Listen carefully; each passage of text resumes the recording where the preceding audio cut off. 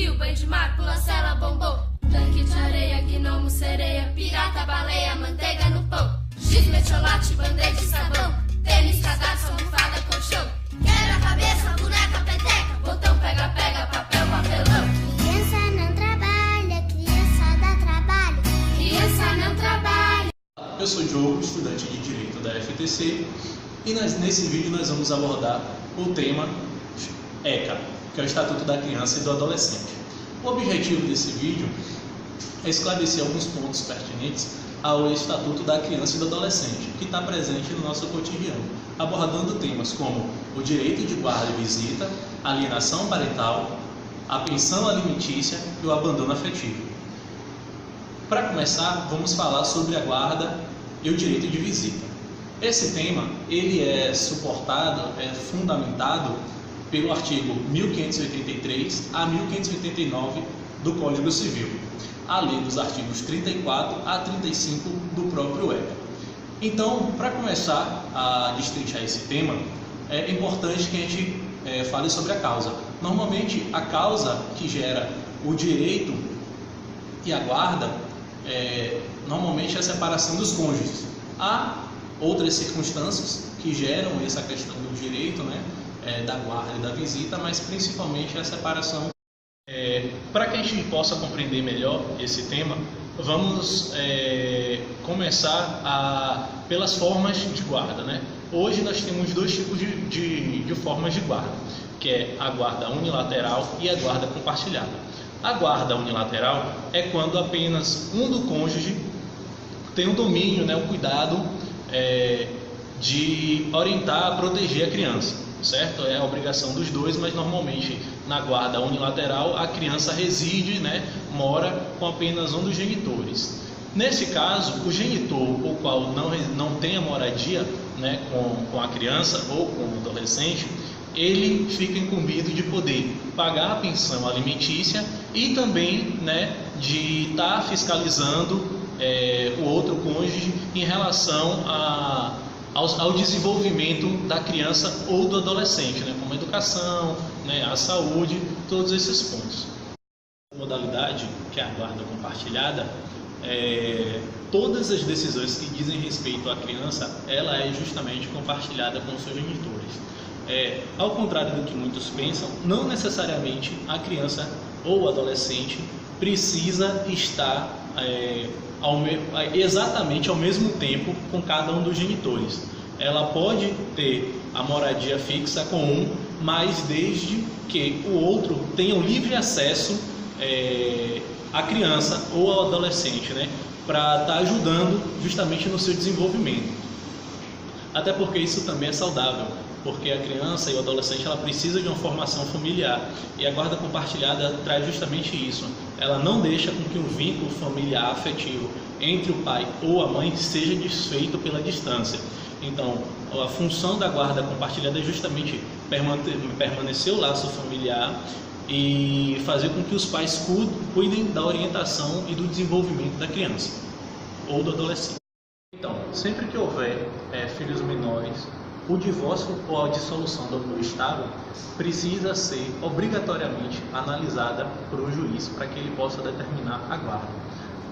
Ainda em casos em que haja a divergência de quem deve ficar com a guarda, o juiz vai fazer a oitiva do Ministério junto ao Ministério Público e ainda levará em consideração o interesse da criança ou do adolescente quanto a essa questão da guarda referente se será do pai ou se será da mãe. Da guarda, há um outro ponto que é a questão da revisão. Toda vez que a guarda for proferida para um dos genitores ou responsável pela criança, essa mesma guarda pode ser revista, certo? Então, o que é que acontece?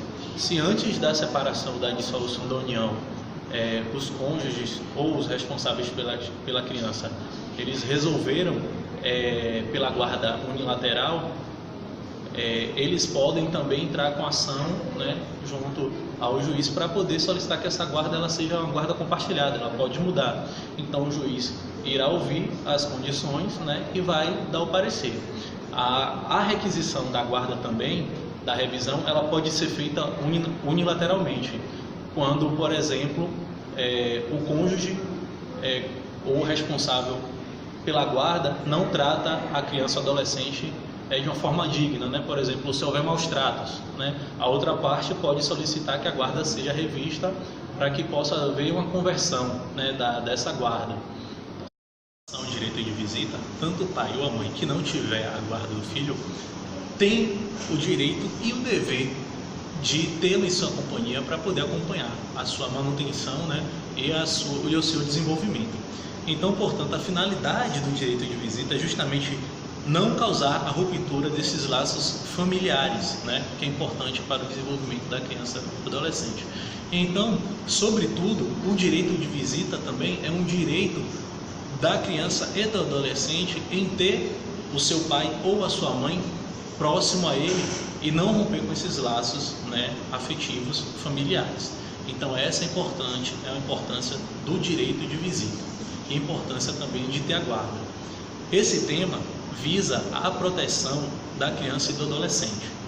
Então, com isso, eu encerro a parte sobre a guarda e visita, e durante o desenvolvimento do vídeo vamos acompanhar outros temas pertinentes. Poema Direito da Criança, de Ruth Rocha. Toda criança no mundo deve ser bem protegida contra os rigores do tempo, contra os rigores da vida. Criança tem que ter nome, criança tem que ter lar, ter saúde, não ter fome, ter segurança e estudar. Não é uma questão de querer, nem questão de concordar. O direito das crianças todos devem respeitar.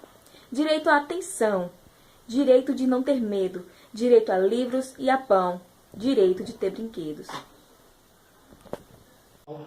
Meu nome é Josué, eu sou estudante de Direito da FTC e hoje venho tratar de um tema extremamente relevante na sociedade e que nos últimos tempos vem tomando uma grande proporção no meio jurídico, que é o abandono efetivo. O que é o abandono efetivo? O abandono efetivo é ação ou omissão praticada por aqueles que têm o dever de cuidar da criança e do adolescente. Nesse caso, pai e mãe e os responsáveis. Após um julgado do STJ, onde um pai foi condenado a pagar uma indenização de mais de R$200 mil a um adolescente, numa ação de abandono afetivo, essa questão ganhou uma grande repercussão no meio jurídico, onde, segundo a ministra,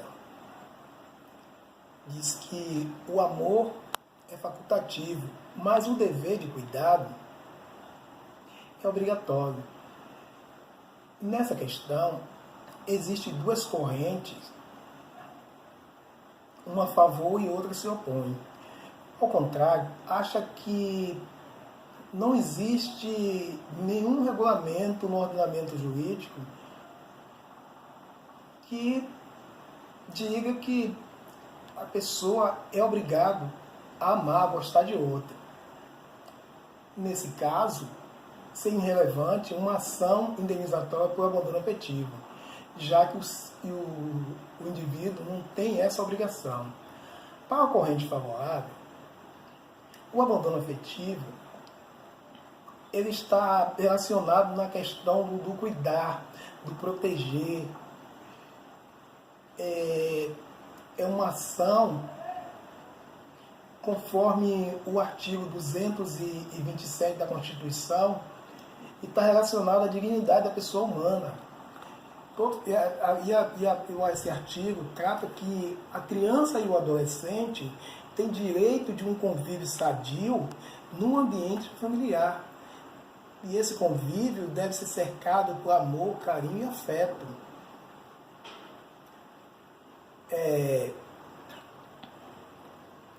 Quais são os meios que a pessoa deve provar para que caracterize o abandono afetivo? Os meios de prova do abandono afetivo é através das testemunhas, das pessoas que conviveram com essa criança, com esse adolescente, durante o transcorrer da sua vida. Exemplo, questão ligada às festas escolares, onde a criança sempre espera a chegada do pai ou da mãe, dia das mães, dia dos pais, onde os amiguinhos todos recebem, dão um presente a esses pais, e essa criança é furtada a isso, esse direito do convívio. Festa de aniversário, onde as fotos mostram que o pai nunca estava presente, ou a mãe. Então, essa negligência, para o ordenamento jurídico, para o STJ, deve ser punida como uma forma pedagógica na esfera civil. Outra questão relevante é saber se o pai tinha conhecimento da existência dessa criança, ou se foi furtado o direito de visita, quando existe alienação parental, onde a mãe faz todo o possível para que o filho não tenha uma convivência saudável com o pai. Isso caracteriza o abandono afetivo. E nessa questão, a punição deve ser da mãe e não do pai. O abandono afetivo, ele caracteriza também no ambiente onde a criança vive com os pais. Muitas vezes, aquele pai que tem a preferência por filho A ou B e negligenciando uma outra criança, dá o melhor presente para um, trata com carinho, afeto um e isolando o outro. Ou aquele filho que nasce de um relacionamento indesejável ou mal planejado, também vem a sofrer essa questão. E aí, a questão, essa criança, ela tem o direito de ser tratada com dignidade, para que se torne um adulto saudável, para que se torne um adulto que não venha causar, muitas vezes, grande transtorno para a sociedade. É isso que eu tinha que falar para o abandono afetivo. Um forte abraço. Mas criança também tem o direito de sorrir, correr à beira-mar, ter lápis de colorir, ver uma estrela cadente, filme que tenha robô, ganhar um lindo presente, ouvir histórias do avô, descer de escorregador, fazer bolha de sabão, sorvete faz calor, brincar de adivinhação. Meu nome é Zinicleia de Nascimento, sou bacharelanda em Direito na Faculdade de Tecnologia e Ciências. Vim aqui falar um pouco sobre a alienação parental. A síndrome de alienação parental é descrita como um distúrbio por psiquiatras. É um problema jurídico que surge principalmente no contexto de divórcios e disputa pela guarda da criança, aonde o judiciário termina buscando o amparo e o interesse da criança e do adolescente. A síndrome da alienação parental é uma desordem que origina essencialmente do contexto da disputa pela guarda dos filhos. Sua primeira manifestação é a campanha de denegrir um genitor, uma campanha que não possui qualquer justificativa. Ela resulta da combinação de educações feita por um genitor que realiza a programação, ou seja, uma lavagem cerebral, e as contribuições da própria criança para transformar o genitor alvo em vilão, quando um real abuso parental ou uma negligência estão presentes. No âmbito familiar, a dissolução do matrimônio, o genitor alienante manipula a criança ou adolescente, inserindo uma ideia falsa ou fazendo campanha difamatória com relação no outro genitor. O alienador pode ser qualquer parente ou adulto que se tenha autoridade sobre a criança. A Lei 12.318 de 2010, que é a Lei de Alienação Parental, no seu artigo 2º, considera-se o ato de alienar a interferência na formação psicológica da criança ou adolescente promovida ou induzida por um dos genitores, pelos avós ou pelos que têm a criança ou adolescente sob a sua autorização, guarda ou vigilância, para que repudie o genitor ou que se prejudique ao estabelecimento ou à manutenção de vínculos com este. Ainda no parágrafo único, são formas exemplificativas de alienação parental, além dos atos assim prejudicado pelo juiz e constatado por perícias praticadas diretamente com auxílio de terceiros. 1.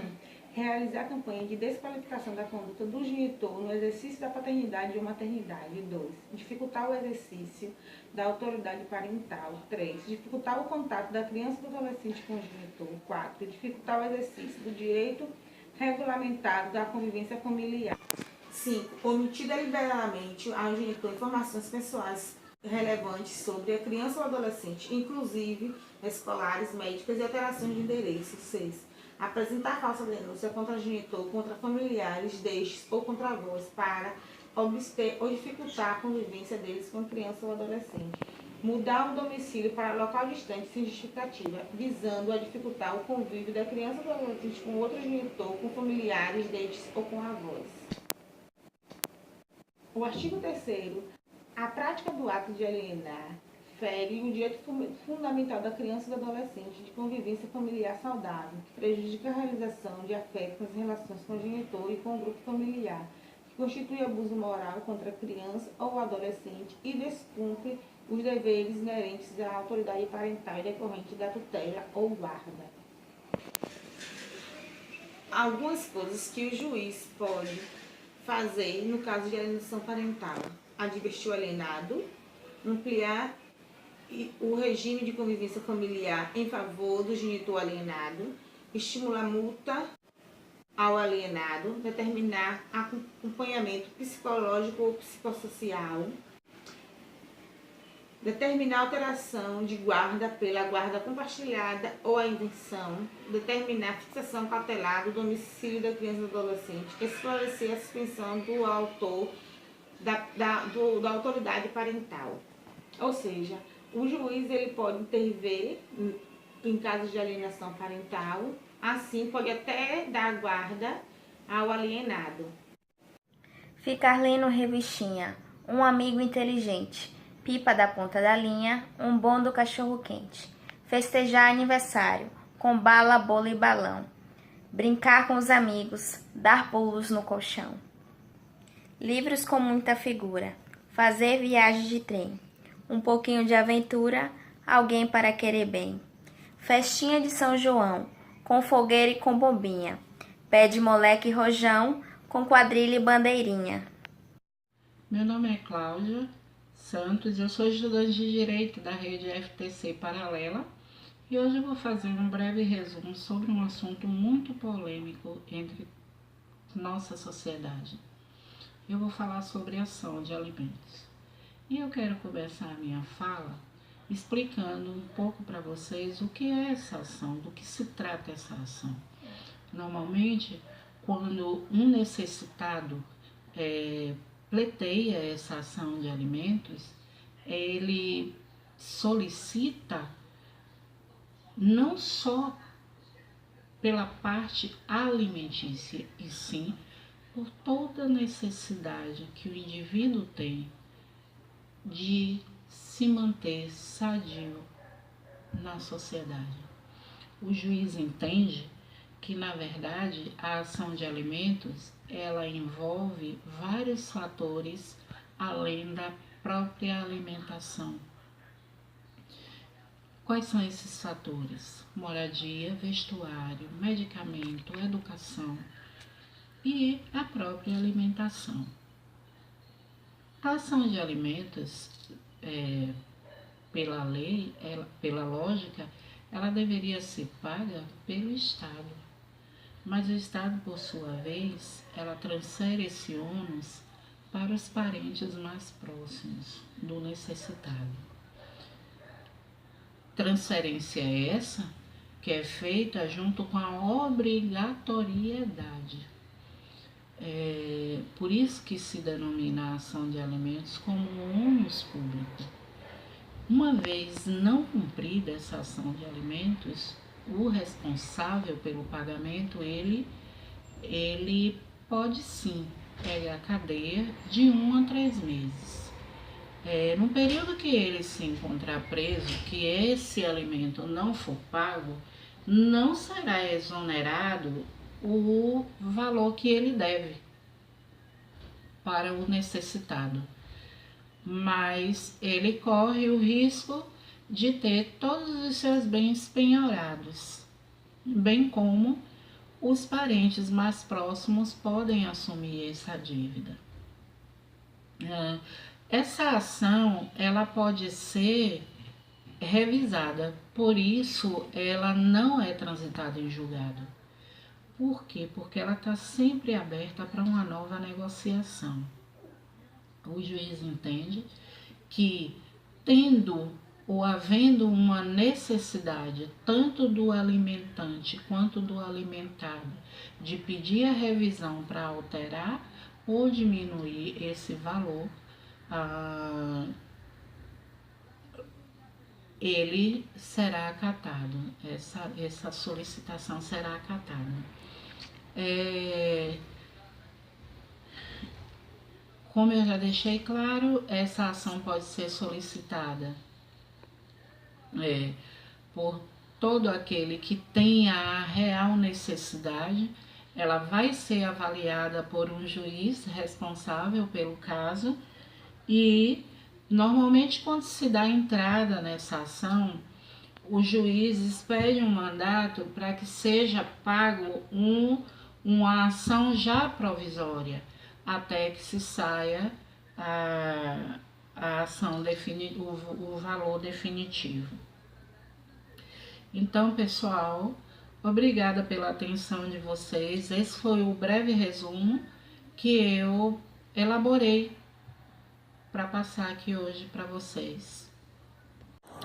Andar debaixo da chuva, ouvir música e dançar, ver carreiras de saúva, sentir o cheiro do mar, andar descalço no barro, comer frutas no pomar, ver casa de João de Barro, noites de muito lar, ter tempo para fazer nada, ter quem penteie os cabelos, ficar um tempo calada, falar pelos cotovelos.